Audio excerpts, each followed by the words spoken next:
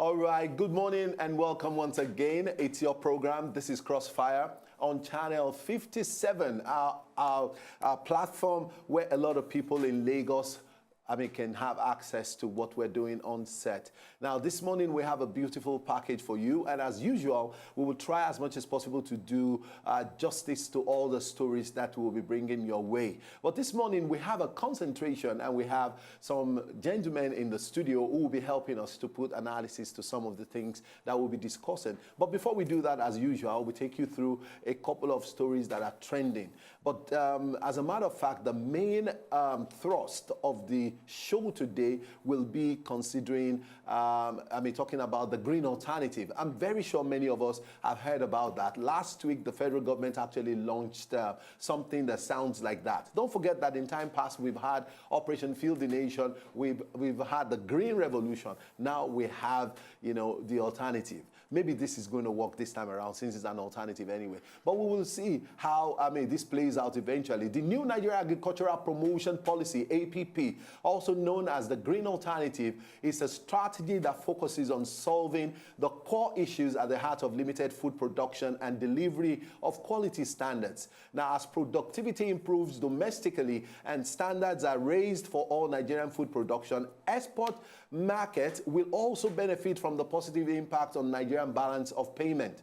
Now, given limited resources and importance of delivering sustainable results, the federal government, the Federal Ministry of Agriculture and Rural Development, in consultation with partners, have identified an initial pool of crops and related activities that will be given path to tackling the aforementioned gaps. Now, the Federal Executive Council, FEC, also approved the implementation of the Green Alternative. Now, a roadmap towards the diversification that they've been talking about, as one of the major concern of the Buhari-led administration. Now, the policy objective of the document, which has a 4-year implementation period, and that a 4-year implementation period is from this year to year 2020, is to make agriculture the biggest alternative to oil and gas business in the bid to diversify the economy.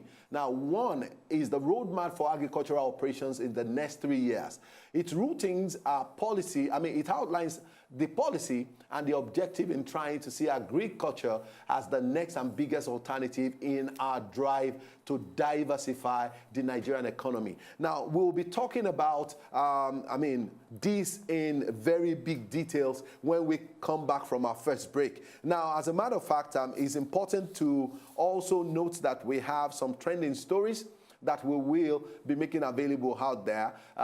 Good to note is to let you know that Saraki, Akpabio, Sheriff, Akala, all of them are still in the EFCC net. They are not out yet. So many of them are still going to face, charges of corruption and the likes. Now, the second day of shootout between militants and police in Lagos continues. Yesterday, it was a very, very bad one. It's been a lingering confrontation between the displaced pipeline vandals and the police operatives, in the Igodo community in Lagos suburb yesterday. It's a very, very bad one. And we will see if we can talk about that in the course of the show. Now, President Muhammadu Buhari is given, a parting, I don't want to say a parting message to, Father Mbaka, but President Buhari has congratulated the Catholic Bishop, Reverend Father Ejike Mbaka, with the 21st anniversary of his ordination to priesthood in the Catholic Church. Don't forget that Father Mbaka has been a very prominent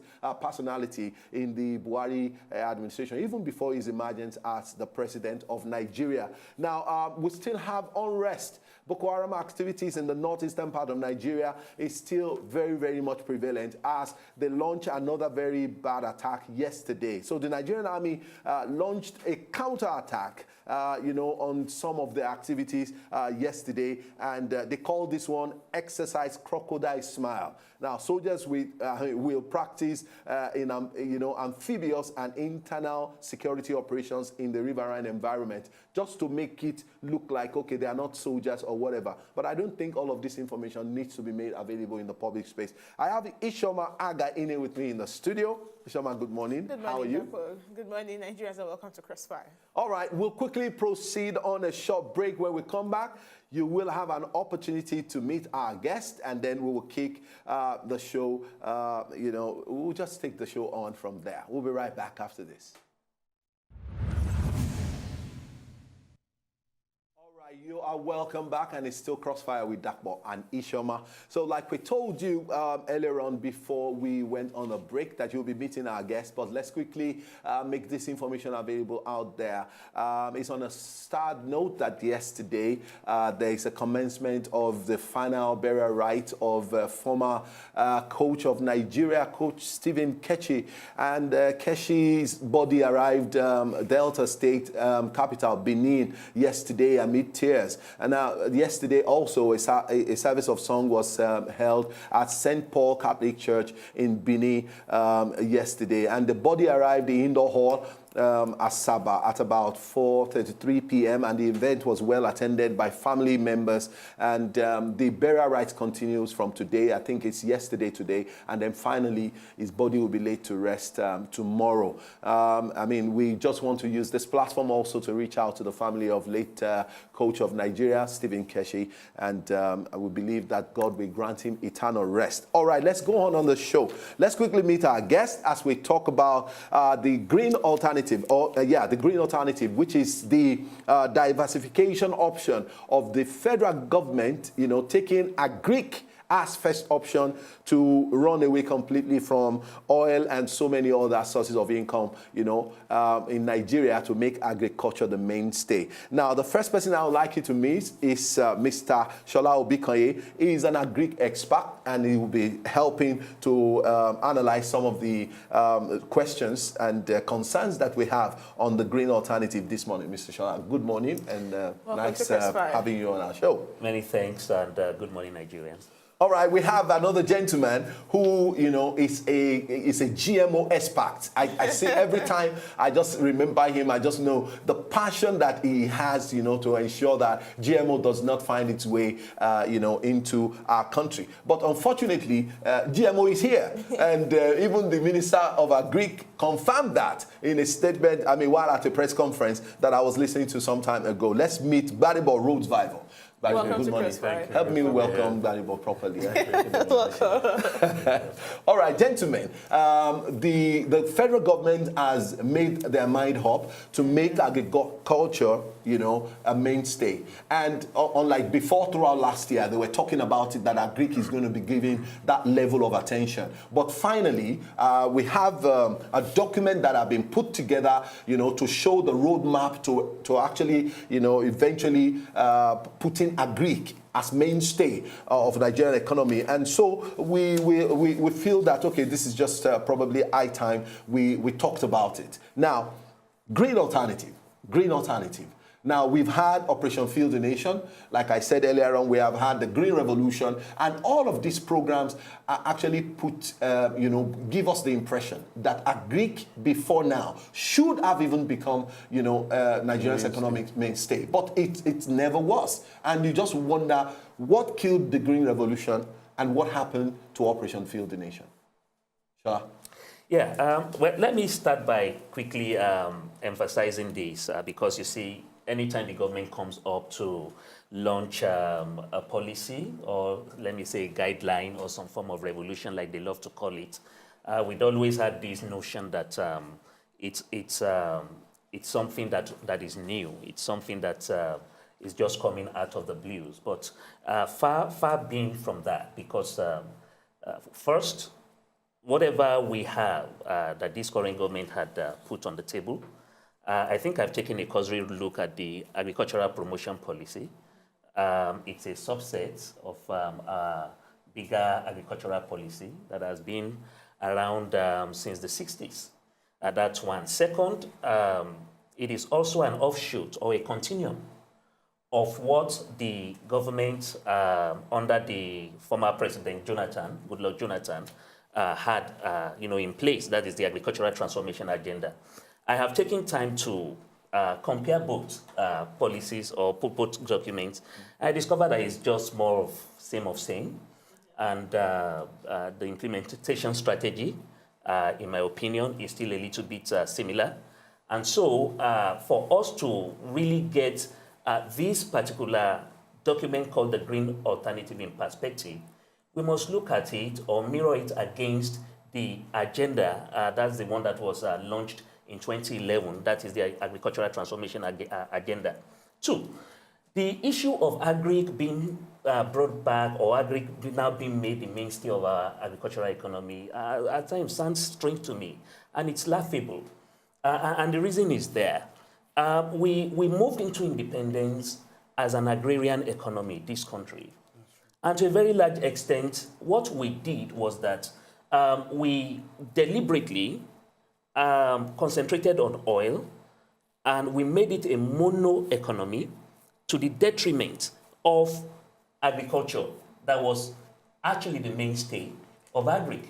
Now, what we're trying to do is not to make agric the mainstay of the economy, because you're talking about a sector that employs 75% of its population, of the country's population, a sector that contributes about 23% of our national GDP. Yeah. And so you're just talking about trying to bring it back to its position of relevance and diversification. So we're trying to just diversify on our economy and to bring agric as the foremost sector, because it is, as you can see, the greatest employer of labor in this country. So we should look at it from the point of view of trying to do what we have stopped doing, trying to start doing it again. All right, GBADEBO, what's your take on the new policy? Yeah, I agree with his analysis, but I would say that it's more about the political will, because Nigeria is not short of policies. We've had tremendous, well-thought-out policies that go back to, the 60s, the 70s. But it's the political will to actually put finances and put, the caliber of people that can make these things happen. And actually to really have that political will to make it happen. That's really what is going to make or break this new revolution. Policy. But as a matter of fact, we have a farmer in person of the current Minister of Agriculture. And to a very large extent, it is probably should be perceived or expected that is looked into this, from start to finish. Yeah. Because of his experience, his participation, his involvement for so many years in agric. Don't you think if we have a farmer as a Minister of Agriculture, there is every possibility that we get a translation of this policy into what we really expect? Yes, you would hope so. We had a farmer as president. I don't really think it did that much for agriculture in Nigeria. That's the former president, Olusegun Obasanjo. Yeah. So, for me, I think that maybe he did so well for Obasanjo farms. His farms. Right? We are talking about Nigeria's interests. Exactly. Right? So, for me, I feel that agriculture needs to be put on the front and center of Nigeria's agenda, not the Ministry of Agriculture's agenda. And everything we churn out should look into that. So, for instance, I'm talking about restructuring NYSC programs, getting youth to go back to farms, even if it's just for that 1 year. Training engineers partner with companies like Innocent to build small tractors. I'm talking about getting involved in agriculture, not just by policy, education system, engineering, making our output of people to actually be that way inclined. That's how you actually create and succeed at things like this. Because like you said, we've had policies. We've had a farmer as president. Now we have a farmer as minister. I wish him well. He started off well.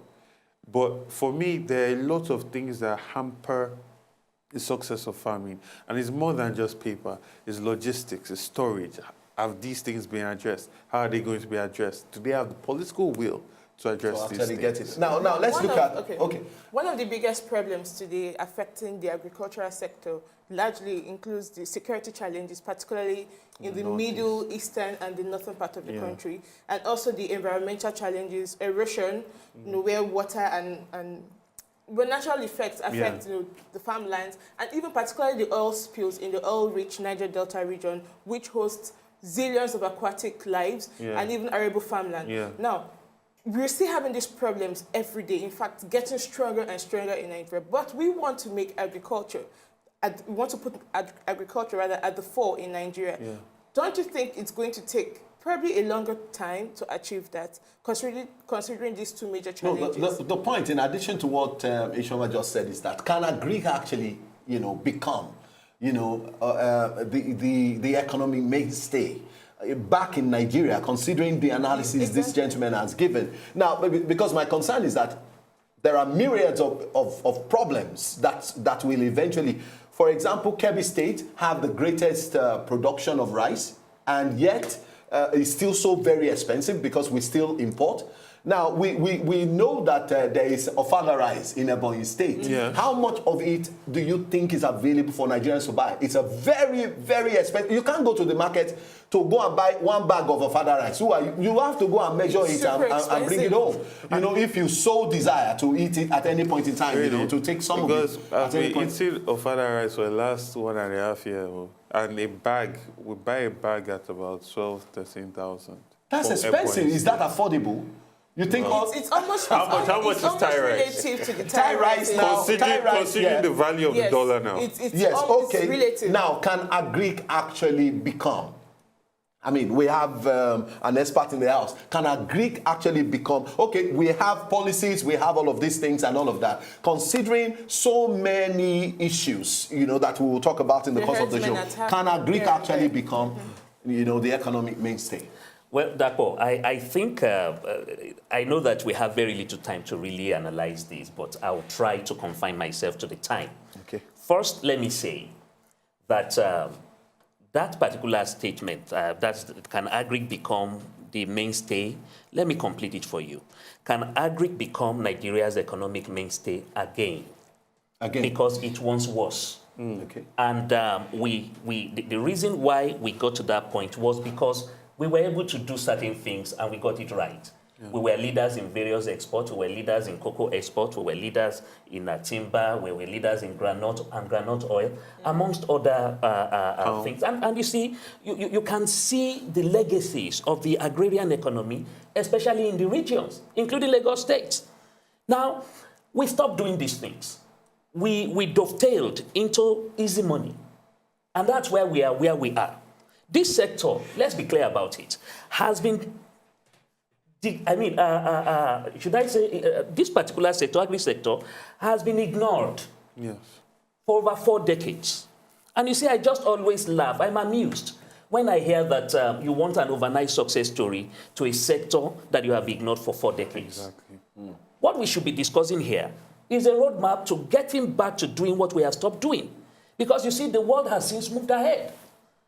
I mean, we were exporting oil to the various Western countries, including the United States of America. But today you discover that palm oil. No, I'm even talking about our own fossil fuel, petroleum. Okay. Okay. But they were buying these things off us, but they were careful not to tamper with their agricultural base. Check it out. Any of the countries, including the G7 or whatever number they are, including NATO or any other economic global organization, check out their economy. Agric is at the base of it. It is just natural. There's no country on earth that boasts of any form of prowess, either in nuclear capacity or technological capacity or any capacity for that matter, that does not have a robust agricultural sector. Even if it is not its mainstay, it is a significant player. Yeah. Now, here in Nigeria, we have just stopped doing all of this. And then we see all of these documents coming in, Green Revolution, like you said, Operation Feed the Nation, Presidential Initiative on Cassava. And by the way, I need to talk about this. I always like to be fair, because any government that makes an effort towards boosting the agricultural sector, we need to mention it. It may not be enough, it may not be that commendable, but then they did. It was under the leadership of President Olusegun Obasanjo, for instance, that we had the commercial agricultural, what's it called now? Commercial agricultural credit scheme. I think that was 2009. When did Obasanjo leave? We had the presidential initiative on cassava under President Obasanjo, and then Yaradua, the commercial agri-credit scheme, and then, of course, we know what happened under the government of Jonathan. At least if there's anything, the previous immediate past government and the current government share in common, agree in common, and work together in common, it is this agri thing. Because you look at the agri-transformation agenda of the Jonathan-led administration, I look at this agricultural promotion policy of the current administration, I discover that both of them are same of same. In fact, it is a continuum of policy implementation. And that's the reason why, in my opinion, we increased by 1%.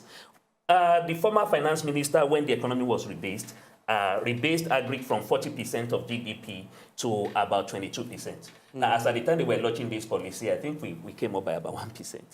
So we're about 23%. But at least there has been a shift, no matter how insignificant. So I'm saying this, that doing what we stopped doing, putting the orientation back, and like my brother has said, getting to mobilize at the SME level, because this is 75%. This is a sector that engages 75% of our population. Okay. Now coming to talk about the SME. Now let's begin to look at some of the very clear problems. Ishoma started it already. The very clear problems. How will farmer access seeds? How will farmer get lands? People who are really interested. How will they exactly non-GMO seeds? Exactly. How will farmer get fertilizers? Exactly. You know, how will agric be mechanized? I mean, to the extent that we stop having people go with, you know, hoes and the likes of them to the farm and do it robustly and make production more, you know, more effective. Now, that's the conversation we should be having. Exactly. Yeah. That is the issue, because that is what Nigerians really want to know. Yeah. Now, the policy is the policy. And for all I care, the policy may just be for big people in government who wants to do agric for business. As we've always said. And so, if I really want to go into farming, how do I get seed? How do I access land to do that? Interest-free loans also. Yeah, I'm going there. Yeah. How do I even get money to go into farming? Yeah. And where do I start from? And this is, for me, like I said, it's about the political will. Because, for instance, if you drive from Lagos to Kogi State or Plateau, you see that your left, your right is just bush. There is no reason why government cannot clear this place and say, listen, yeah, for the next 4 years, every NYSC student is going to be based on these farms. If you enjoy farming and you've made money from it, we can give you 1 acre of land to continue after you're done. The problem that we have is a lot of rich people or a lot of wealthy people in the elite class have access to the government, so they get huge hectares of land that just sits down, not doing anything for years. Absolutely. We need, because another thing that we really have to take into consideration is this rural-urban migration problem. Because the people that are farming now, everybody has left. They are in traffic. They're selling in traffic in Lagos. Exactly. You find out in the next 10 years, there won't be anybody to really be doing the farming. So we need to adjust the psychology of young people in Nigeria. To start getting them back to the farms. But do you know what? I think you're a little bit wrong there, because there are a lot of young people I have met. We've had discussions on this, who are interested in going into agriculture. But like Dapo said, the funds are not there. There is no motivation. And let's even look at, I know everything cannot be the government. Yeah. We also need the private sector investorship and support in this. But nobody seems to be coming forward. Particularly those who even want to come forward would rather give it to foreigners, or would rather give it to people who they feel can help them generate some sort of revenue for them. Yeah, like I was saying, first, we have to start from the mind shift, the mind change, where young people no longer think of farmers as just poor people. Yeah, but how do you change that? How do you change my mindset? Education. How do you change my mindset? Education and highlighting success stories in the agri sector. National Orientation Agency. There are young people. I exported cashew this season. I know how much was made this year. I know how much locally was made in Kogi State this cashew season. I'm talking about solid money. A ton of cashew started at 280,000, 240,000 naira in January. It went up to 320,000 naira by June. they are not collecting checks. This is raw cash going into communities, right? And at this point, they're still exporting raw cashew. Places like Ghana, places like Ivory Coast, they've put in laws to ban the exportation of raw cashew. You have to deshell it and process it. Not even processing with a big company. Just deshell it, put it in a bag and export it. There's a lot of money there. These are cash crops. And yes, there's a lot of money to get into. I completely agree. But there are young people as well starting tomato farming now in the southwest, building greenhouses that cost 1.2 million to have a greenhouse, you know. But there are people stepping in. My own point now is the implementation based on the government. You have to change people's mindsets. Like you said, you have to provide finance. And also you have to make access to land easy. Easy. And you have to do this not just by talking. Like I said, the NYSC is a very fundamental tool that the government can use. Because if you have people for 4 years constantly going to farm and helping with either the planting, the harvesting, and letting them see agriculture again in new light, that can potentially get people to move back to the farm, which is what we need people to do. Okay? You know? So, and also, it doesn't just have to be farming. The engineers, like I always say, we should look, the problem is we always look outside of ourselves for solutions. We could look into ourselves. Like Innocent now, there's no reason why engineers that graduate from University of Nigeria cannot go and partner with them to build low-cost tractors. Even silos, rather than go outside the country to buy. Because now we're looking at China come and mechanize for us, America come and mechanize for us. When we have these kind of industries, it creates jobs. Your education, if everybody that comes out of school in your country is unemployed, it's because your education system is not preparing people. All right, okay. Let's quickly go on a short break. When we come back, we'll still be enumerating some of the challenges that people are facing to go into agri, you know, as a business. We'll be right back after this.